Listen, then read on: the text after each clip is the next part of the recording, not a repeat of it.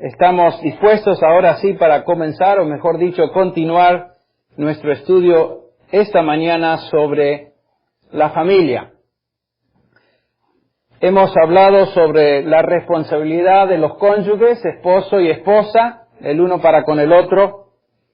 Nos hemos detenido a considerar la responsabilidad de los hijos por un par de domingos y hoy veremos en particular el mandamiento específico a los padres. Así que vamos a abrir nuestras Biblias a Efesios capítulo 6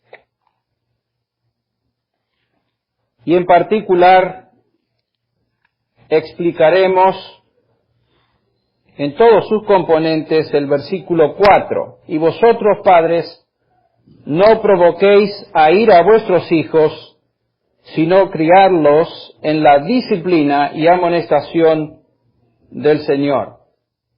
Encontramos en este versículo, en este mandamiento, un elemento negativo y también un elemento positivo. El elemento negativo dice, no provoquéis a ira a vuestros hijos. Obviamente el énfasis aquí es de tratarlos con amor, tratarlos de tal manera que demostremos afecto hacia ellos, para que no se conviertan en individuos hostiles y llenos de rencor en el futuro. Y el elemento positivo dice, criadlos en la disciplina y amonestación del Señor. Esto obviamente tiene referencia al delicado y paciente proceso de educar a los hijos de tal manera que lleguen al conocimiento del Señor Jesús. En esta mañana nos haremos hincapié en este aspecto del mandamiento. Es interesante que la tarea que Dios dio a los padres, Él la resume en toda la Biblia en un solo versículo, en una sola afirmación que acabamos de leer. El tiempo que nos queda esta mañana y la semana que viene estaremos hablando de su significado, el significado de este incomparable mandato. A pesar de la simplicidad de este mandato a los padres, muchos padres, yo diría la mayoría de los padres, miran a su responsabilidad de criar a sus hijos con cierto temor. Nos asusta la idea cuando recién comenzamos. En algunos casos, a algunos padres les aterra la idea de tener hijos. Y sin lugar a dudas es una responsabilidad que presenta un desafío muy, muy grande, pero las razones que escuchamos a veces del por qué les asusta son hasta cierto punto superficiales y no son las razones que la Biblia nos indica. Pudiéramos resumir las razones de por qué los padres se asustan en 3. Cuesta mucho dinero, toma demasiado tiempo, y toma demasiado esfuerzo y energías. Definitivamente, el tener hijos cuesta mucho dinero. Algunos de ustedes han sido bendecidos con muchos y por supuesto les cuesta más. Nos cuesta comida, nos cuesta comprar la ropa, nos cuesta atención médica, nos cuesta la escuela, no solamente en la primaria, sino la secundaria, y yo pensaba que ya una vez de la secundaria se acababa, pero no, continúa. O sea que el costo financiero es bastante pronunciado. ¿Qué el aspecto de tomar tiempo? Definitivamente tener hijos toma mucho tiempo para los padres. Y especialmente algunos padres que tienen metas muy particulares en su vida, posponen el tener hijos porque quieren lograr esas metas personales, y si se tienen los hijos, obviamente algunas de estas metas tienen que posponerse o sí, definitivamente cancelarse porque toma mucho tiempo. Cuando Dios nos da un hijo, también nos da la responsabilidad de tomar tiempo con ellos. Y por último, toma mucho esfuerzo y energías. Cuidar a los chicos, involucrarnos en sus actividades, especialmente cuando van creciendo y tienen muchas actividades de todo tipo. Nosotros los padres nos convertimos casi en taxistas y solamente ese aspecto del tiempo y energía demanda mucho realmente. Los llevamos de aquí para allá y cuando ya se pueden manejar por sí mismos, sus necesidades en la adolescencia a veces también son bastante complejas. El punto es que es cierto, estas son razones valederas, son razones reales, pero como dije, hasta cierto punto superficiales. Para los padres cristianos, y me dirijo en particular a padres cristianos, la tarea de criar hijos es difícil porque tenemos que lidiar con dos componentes, dos niveles o áreas de dificultad que quisiera ahora mencionar. Uno de estos niveles o componentes es externo y el otro interno. Hablemos en primer lugar del componente externo. Me refiero a la cultura que nos rodea. Tocamos ya brevemente esto, pero vamos a explicar un poquito más. Francamente, para un hijo hoy, crecer en este día, en esta época, en este tiempo de la historia, no es nada fácil. La vida no es simple. Ya no está centrada en el hogar como el núcleo principal, marginalmente influenciado por la sociedad. Hubo una época, y algunos de ustedes recordarán esto, cuando el niño crecía básicamente moldeado por lo que los padres le enseñaban, por la escuela, y por lo general estaba dirigida por maestros que compartían los mismos valores que los padres tenían en el hogar. Los estándares de conducta de la comunidad eran bastante uniformes. Los niños recibían instrucción que ellos podían digerir de acuerdo a su edad y su situación. En otras palabras, había cosas que los niños no conocían hasta que llegaban a una edad apropiada.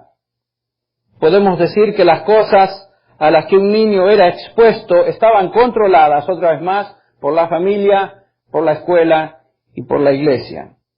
Los niños eran niños y los adultos eran adultos. Y definitivamente existían líneas de separación bastante notables. Existía entonces una conciencia social que protegía a los niños de ciertas cosas y situaciones hasta que estuvieran listos para aprenderlas en el momento adecuado. Algunos de nosotros todavía recordamos esto. Y yo diría con cierta melancolía. En mi caso. ¿Se acuerdan de esas épocas? A veces quisiera regresar a ese tiempo mucho más simple. Pero todo comenzó a cambiar y hasta cierto punto vertiginosamente, precipitadamente con el advenimiento de la electrónica y los medios masivos de comunicación, particularmente la televisión y su influencia saturadora en la familia. ¿Qué es lo que esto ha producido? Una generación de niños incontroladamente sobreexpuestos a todo tipo de información sin ningún plan, ni secuencia, ni proporción. De pronto, en el hogar, los chicos pueden prender la televisión y ser bombardeados con cualquier tipo de información en cualquier momento y a cualquier nivel. Las computadoras, si usted tiene una computadora y especialmente si tiene acceso al Internet, pueden abrir la puerta de lo mejor del mundo de la información y también lo peor. Los videos que también han invadido al hogar es algo que ha influenciado a través de estos años. Millones y millones de niños miran hoy en sus teles cosas que la mayoría de nosotros adultos ni siquiera conocíamos hasta una edad mucho más avanzada. Estaba leyendo un artículo escrito por un tal Neil Postman, que es profesor de la Universidad de Nueva York, donde dice lo siguiente: la televisión erosiona la línea divisoria entre la niñez y la edad adulta en tres maneras. En primer lugar, porque no requiere instrucción para poder usarla. Aprieta el botón y simplemente la ves. En segundo lugar, no tiene demandas complejas ni en la mente ni en la conducta. Y en tercer lugar, no segrega a su audiencia. La televisión, dice Postman, no tiene secretos y por lo tanto no considera a la niñez. Ser niño implica ser ignorante de ciertas cosas, ser inocente en ciertas áreas. Existen situaciones que un niño no está listo para enfrentar ni entender. Definitivamente la niñez como Dios la diseñó y como normalmente la conocemos está desapareciendo. Una de las discusiones que observamos en estos días alrededor de lo que está sucediendo en la Casa Blanca es cómo lidian los padres tratando de explicar a los chicos la relación que el presidente ha tenido con Mónica Lewinsky. Y todo lo que está a la vista y exposición de todo el mundo si lo quieren ver. ¿Cómo explicamos eso? Bueno, es muy difícil. Si usted tiene chicos, es muy difícil. Postman dice, el mismo autor, el tener acceso al fruto de información para adultos que antes les estaba escondida, los niños han sido expulsados del jardín de la niñez, usando la analogía de Génesis. Tiene razón. Es obvio entonces que a la luz de la realidad social que vivimos, hoy tenemos un inmenso problema con nuestra juventud. Una generación de niños sobreexpuesta a todo tipo de material e información, aun cuando no tienen la capacidad para digerirlo. Esto es un realmente tremendo desafío para los padres, particularmente padres cristianos que quieren instruir a sus hijos siguiendo principios bíblicos. Ese es el problema o el desafío externo. ¿Pero qué del desafío interno? Me refiero al hecho que ya hemos mencionado que todo niño, todo bebé, nace con la predisposición, la inclinación a hacer ¿qué? El mal. Un bebé cuando nace, definitivamente es inexperto, no conoce mucho, es simple, puede ser bonito, como dijimos, puede ser simpático, gracioso, etcétera. Todas estas cosas aplicables a un bebé, pero definitivamente una cosa es cierta, ese bebé no es inocente en el área del mal. Tal vez otra forma de decirlo es que la semilla, escuche bien, la semilla de todo pecado existente y conocido está ya plantada profundamente en el corazón de todo niño. Nuestros hijos nacieron severamente afectados por el pecado. No nos gusta reconocer eso. Quisiéramos que no fuera así, pero es cierto. No vienen a este mundo buscando a Dios y justicia. Vienen a este mundo buscando satisfacer sus deseos e inclinaciones pecaminosas. Desde chiquititos. Ustedes recuerdan la palabra de Romanos 3:10 donde el apóstol dice, como está escrito, no hay justo ni un uno. No hay quien entienda, no hay quien busque a Dios. Todos se han desviado, a una se hicieron inútiles, no hay quien haga lo bueno, no hay ni siquiera uno. Todo lo que un niño necesita hacer para convertirse en un pecador vil y perverso cuando crece es simplemente dar rienda suelta a su naturaleza depravada. Todo lo que tiene que hacer. Leemos y vemos en la televisión a menudo casos de asesinos masivos, violadores, pervertidos sexuales de todo tipo, homosexuales, conducta criminal crónica, etcétera, etcétera. Y la gente se hace la pregunta, tal vez usted se la hizo, ¿qué pasó con estos cuando eran niños? ¿Qué les hicieron sus padres? Deben haber crecido en un ambiente totalmente abusivo, etcétera, etcétera. Bueno, ¿saben qué? Los asesinos, los pedófilos, los violadores, los pervertidos, los criminales de todo tipo, no son necesariamente el producto de lo que los padres les hicieron, escuche bien, son el producto de lo que sus padres no hicieron. Y lo vamos a ver en la Escritura. La pregunta no es qué le hicieron, sino qué no hicieron. Ustedes recuerdan, Proverbios declara la afirmación que la necedad está ligada en el corazón de ¿quién? Del joven, del chico, del muchacho, mas la vara de ¿qué? De la corrección la alejará de él. lo que sucedió con cada uno de estos individuos, como el caso que mencionamos la semana pasada, Charles Manson, que se convirtieron en criminales en su edad adulta, es que simplemente, escuche bien, simplemente siguieron el camino natural, las tendencias naturales con las cuales nacieron. Dieron rienda suelta a su naturaleza pecaminosa. Si los padres no se comprometen a criar a sus hijos en la disciplina y amonestación del Señor, si no usan la vara de la corrección de la cual hablamos, simplemente están permitiendo que sus niños den expresión a su depravación innata. Por eso es importante guiarlos, disciplinarlos, instruirlos en los caminos del Señor. No nacen con esa predisposición. Un niño sin control potencialmente es un desastre como adulto. Algunos chicos ya son un desastre como niños. Todo criminal se convirtió en lo que potencialmente era al nacer. El Salmo 58:3, escuche bien lo que dice el salmista: desde la matriz están desviados los impíos. O sea, ya nacen torcidos. Desde su nacimiento se descarrían los que hablan mentiras.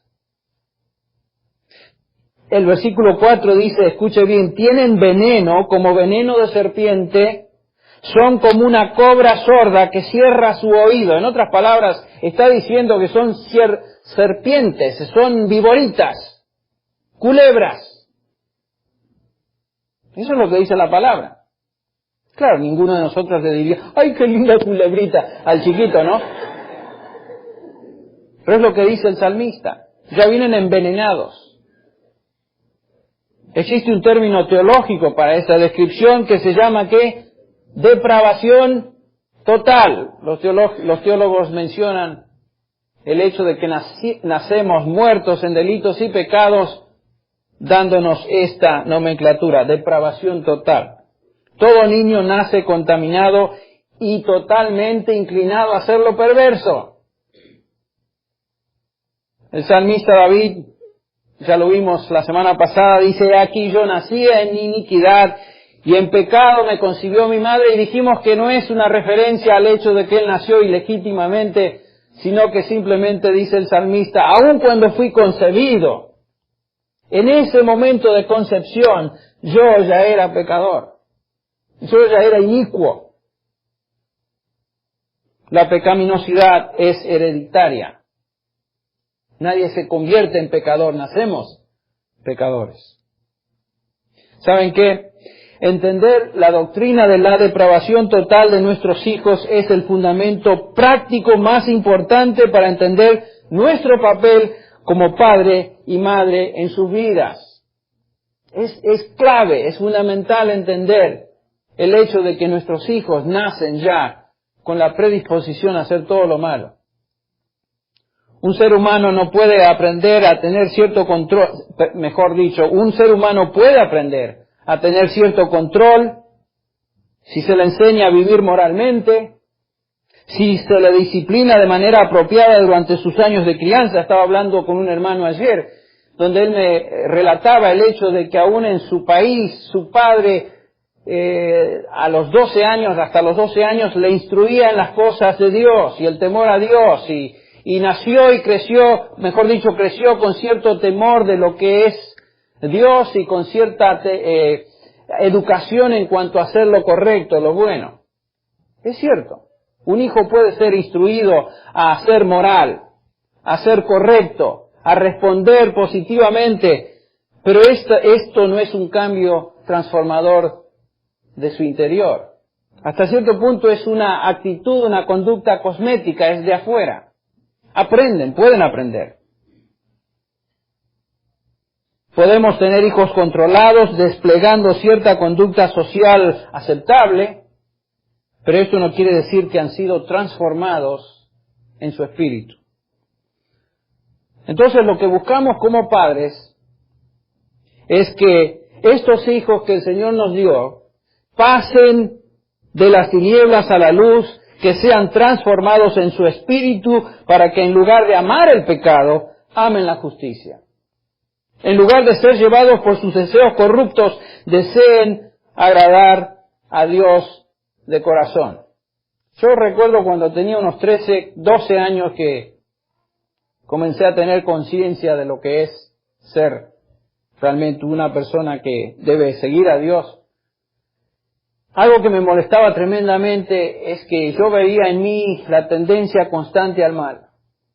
Yo sabía que por afuera podía engañar a un montón de personas, aún a mis padres, siendo obediente, yendo a la iglesia, llevando mi Biblia, repitiendo textos bíblicos y cantando en el coro de niños o lo que sea, participando en las actividades de Navidad que me encantaban. Era un buen hijo de pastor por afuera, pero algo que me molestaba era el hecho de que por adentro yo sabía que era perverso. No tenía el deseo de amar a Dios como lo que veía en la vida de mis padres, en la vida de algunas personas en la iglesia. En otras palabras, por afuera tenía cierta conducta aceptable a la iglesia, pero por adentro era una serpientita, era una culebra real. Es interesante que la solución de aquellos que hacen los análisis y perfiles psicológicos de estos individuos criminales tratan de determinar lo que les sucedió en la niñez, lo que sus padres hicieron para tratar de solucionar lo que ahora tienen en sus manos. No es lo que alguien les hizo. No fueron confrontados con su impiedad, nadie les mostró el estándar divino, nadie les enseñó a obedecer ese estándar, nadie los disciplinó con firmeza y amor. Sobre todo, nadie los llevó al conocimiento de Dios a través de Jesucristo para que tuvieran ese control sobrenatural que viene de adentro. Y el control debe ser interno, no puede ser superimpuesto de afuera. Y claro, como escuchamos esta mañana, continuación del sermón del domingo pasado de nuestro pastor, esta nación está siendo dirigida por gente perversa, rodeados de perversos, y toda la nación es perversa desde abajo para arriba, si no estuvieran soportando, mejor dicho, aprobando lo que se está haciendo a nivel liderazgo nacional. Lo importante de nuestra tarea como padres es llevar a un hijo caído y pecaminoso a la gracia transformadora de Jesucristo. Debemos comenzar la tarea de crianza de nuestros hijos reconociendo que ellos no son angelitos, no son santitos, que tienen que ser tratados con cierta delicadeza para que no se corrompan. Ya vienen corrompidos. Son pecadores, son corruptos por naturaleza, que deben ser guiados para que se conviertan en santos. Santos, definido como el Nuevo Testamento define a un santo, una persona que conoce a Cristo como Salvador.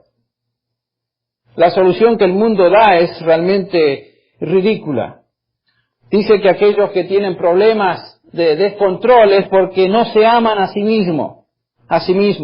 Los psicólogos nos dicen que la solución es enseñarles que la raíz del problema se encuentra en la falta de autoestima.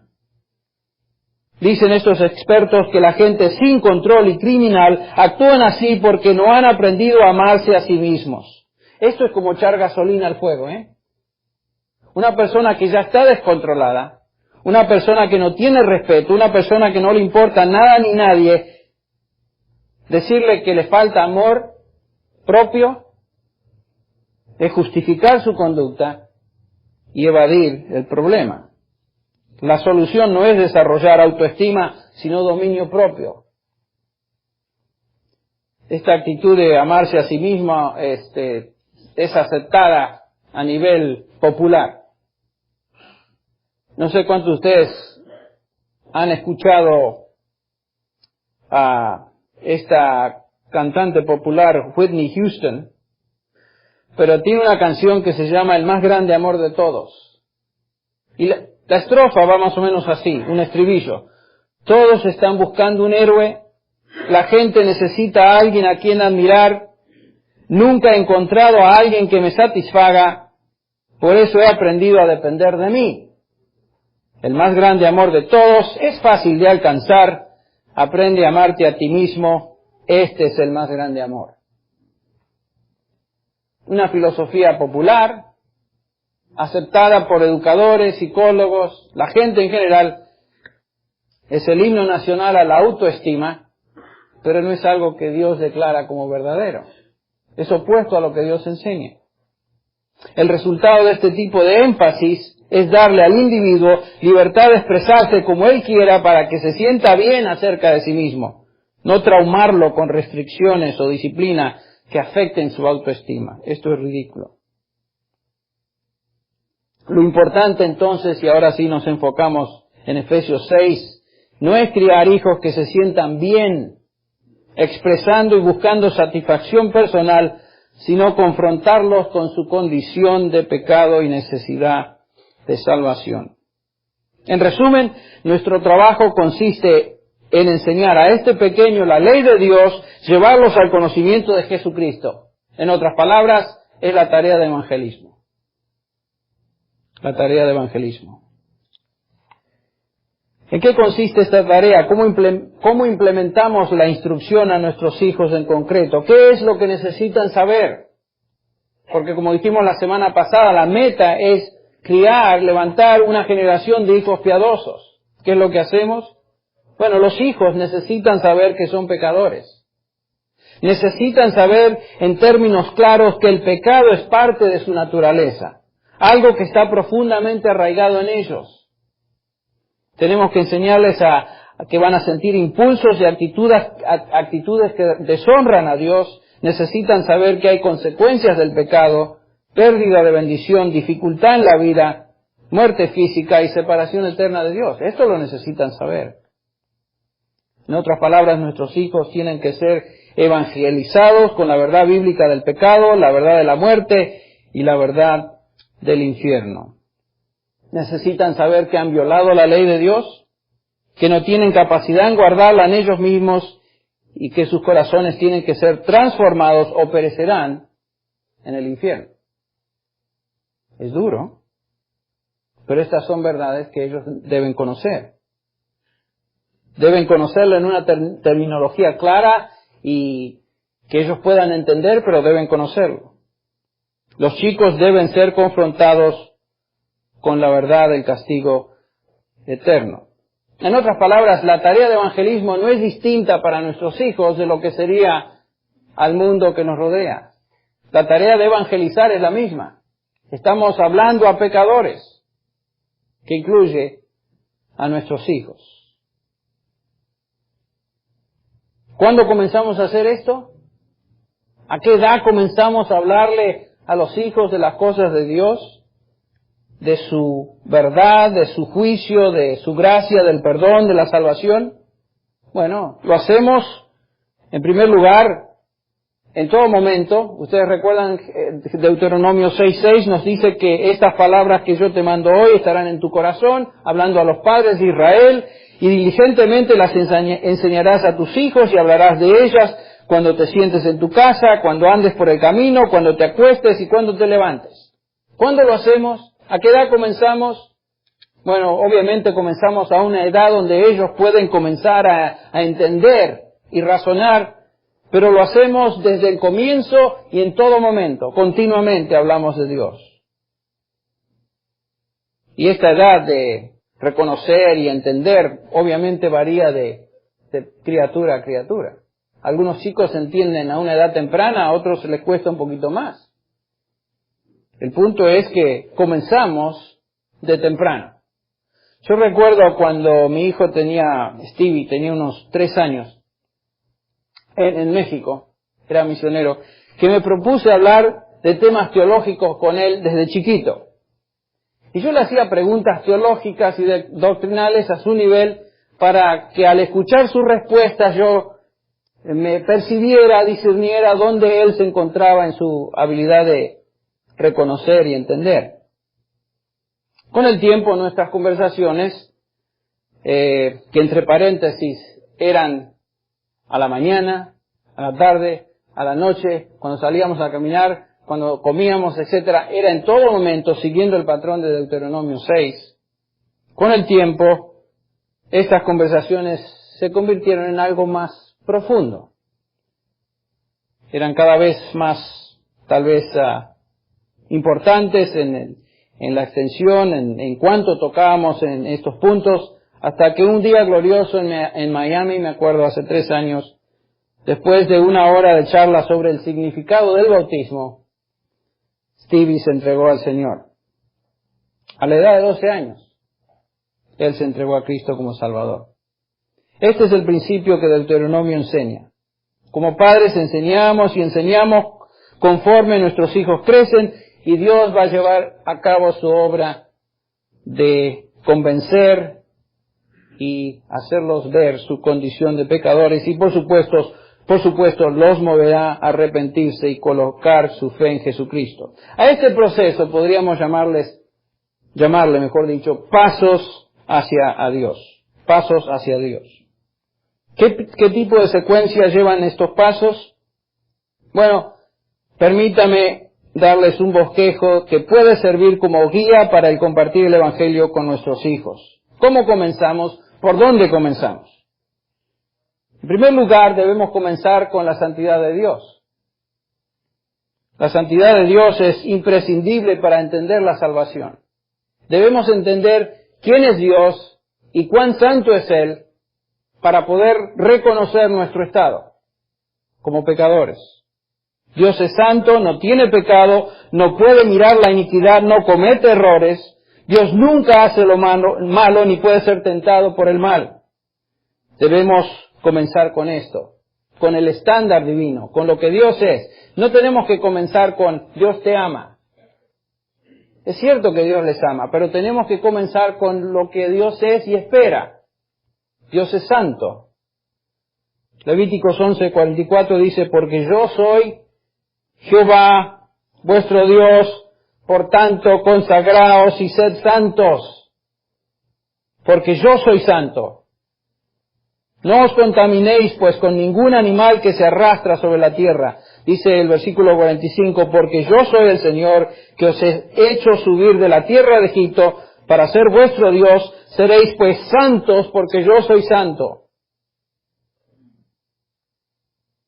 Josué 24:19 dice, entonces Josué dijo al pueblo, no podréis servir a Jehová porque Él es Dios santo. Él es Dios celoso. Él no perdonará vuestra transgresión y vuestros pecados.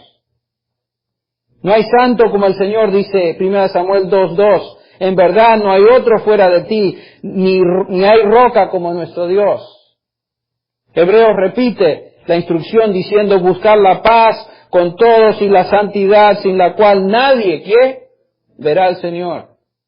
Primera de Pedro lo reitera y dice, sino que así como aquel que os llamó es santo, así también sed vosotros santos en toda vuestra manera de vivir, porque escrito está, sed santos, porque yo soy santo. Eso es lo que los chicos necesitan aprender. La santidad de Dios.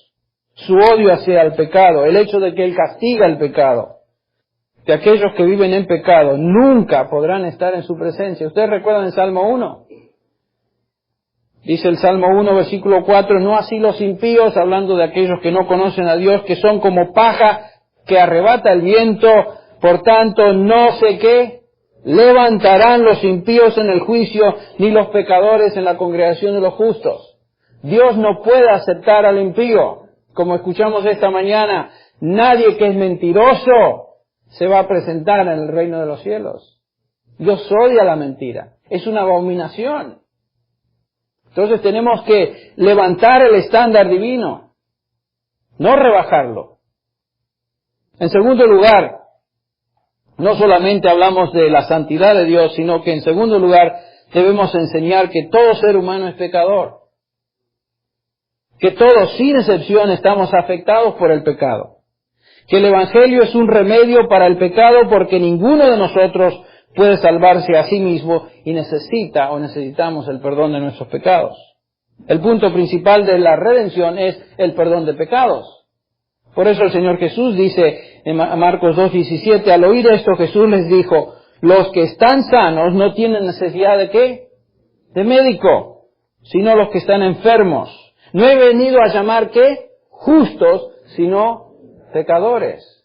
Esto es lo que los chicos tienen que entender.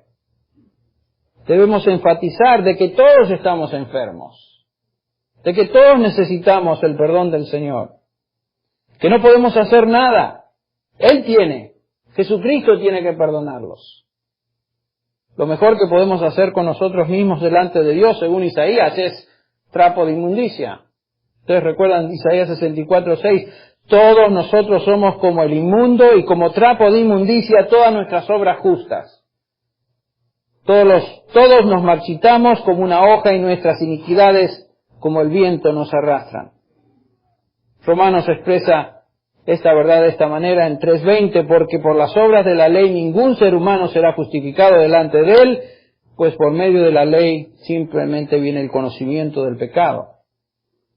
A este punto los tenemos que traer, a nuestros hijos, a estar conscientes del estándar divino, el hecho de que Él es santo, y a estar conscientes de su pecado, sin posibilidades de lograr nada en sí mismos. Acuérdense que Dios solamente tiene hijos, no tiene sobrinos ni nietos. Entonces, es importantísimo que los chicos reconozcan quién es Dios, su condición de pecador. Y ahora estamos entonces en condiciones de llevarlos al tercer paso hacia Dios, que es comenzar a instruirlos acerca de Jesucristo. Lo que Él hizo y lo que Él es. En otras palabras, las buenas nuevas. Hay solución a este tremendo problema. Hablemosles de Jesús. Diles que Él es Dios hecho carne, que aquel que vino y habitó entre nosotros, hecho como uno de nosotros, para salvar a quienes estábamos separados de Él. Él es el Señor de señores y Rey de reyes, que vino humildemente a este mundo, pero que Dios Padre lo exaltó hasta lo sumo y le dio un nombre que es sobre todo nombre. ¿Recuerdan? Filipenses 2:10, para que en el nombre de Jesús se doble toda rodilla de los que están en el cielo, los que están en la tierra y los que están debajo de la tierra. Y toda lengua confiese que Jesús es ¿qué? El Señor, para gloria de Dios Padre. Diles que Cristo vino a vivir una vida pura y sin pecado. Porque no tenemos un sumo sacerdote, dice Hebreos 4, que no pueda compadecerse de nuestra flaqueza, sino uno que ha sido tentado como nosotros. La única diferencia es que sin pecado. El cual no cometió pecado, dice 1 Pedro 2:22, ni engaño se halló ¿en dónde? En su boca. Y en Él no hay pecado. Y después, diles que Él fue entregado como sacrificio por nuestro pecado. El Cordero Santo, sin mancha, sin mácula, fue entregado por nosotros. Y recibió la paga de nuestro pecado, aquello que nosotros merecíamos, en la cruz. 2 Corintios 5:21, al que no conoció pecado, por nosotros fue hecho pecado para que nosotros fuéramos justicia de Dios en Él. Tenemos que explicarles que Él llevó nuestros pecados y luego resucitó para nuestra justificación. En otras palabras, salió de la tumba, fue resucitado, dando demostración del hecho de que había pagado por nuestros pecados y conquistado la muerte y derrotado a Satanás. Les hablamos de la historia principal de Jesús. Está bien hablar de las historias de los evangelios y contarles los relatos lindos de nuestro Señor Jesús, pero hay que hablar a los chicos de la razón del por qué ese Jesús vino. Hablarles del propósito fundamental por el cual vino a esta tierra. No darles simplemente historietas de Navidad, por más lindas, preciosas que éstas sean. Hay que hablar de la razón por la cual Él vino. Y en cuarto lugar, el cuarto énfasis en esta presentación es que estos chicos deben dar una respuesta a Dios. ¿Qué es lo que van a hacer? ¿Cómo van a responder ante el Evangelio de las buenas nuevas? Dios demanda una respuesta del pecador. Y esa respuesta es fe y arrepentimiento. Pero tenemos que recordar que Dios demanda arrepentimiento del pecador. La forma en que Pablo lo expresa en Hechos 17:30 es así. Por tanto, habiendo pasado por alto los tiempos de ignorancia, dice Pablo, Dios declara ahora. Es una demanda. Dios declara ahora a los hombres en todas partes que se arrepientan. Eso es lo que Dios demanda, por supuesto. Si Él es santo, si Él es justo, Él demanda arrepentimiento. Hechos 16:30, y después, ustedes recuerdan la historia, y después de sacarlos dijo el carcelero de Filipo, señores, ¿qué debo hacer para ser salvo? Y la respuesta del apóstol fue, cree en el Señor Jesucristo y serás salvo tú y tu casa.